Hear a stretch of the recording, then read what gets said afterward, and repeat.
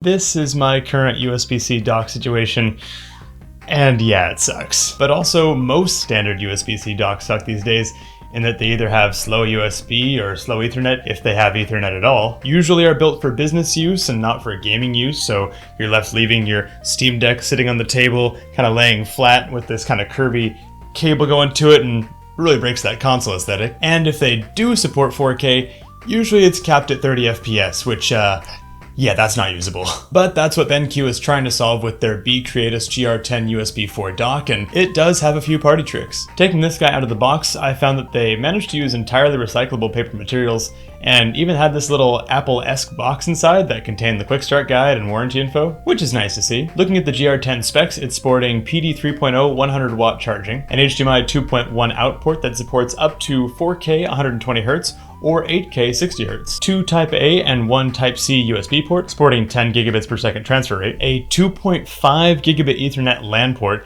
and on top of all that, it connects with USB 4, which works with pretty much all modern systems, from Windows laptops to Surfaces and MacBooks, to the Steam Deck and ROG Ally. And for those handheld gaming devices, it actually has this solid filling flip cover design which is held with magnets, which creates a cradle for the handheld. And so we can plug those handhelds in without torquing the USB-C cable in weird directions. They also included this right angle USB-C adapter, which stores magnetically to the underside of the dock when you don't want to use it. Side note, I feel that I should give their product designer credit here, as they made sure that the cable would be able to mount underneath for storage whether the right angle adapter was connected or if the adapter was stowed separately from the cable. There's just enough space there for them both to coexist in that slot, so well done. So let's take a look at how this thing performs. First up, I'll connect my Surface Pro to my 4K 60Hz TV, which I, cough cough, definitely use as my everyday monitor. This test is significant, as I do have other adapters I've used with this TV, which turned out to only support 4K at 30 Hz. And if you've ever tried gaming or even just working at 30 Hz in 2024, you'll know why that should be avoided at all costs. And boom, like a champ at 4K 60Hz, which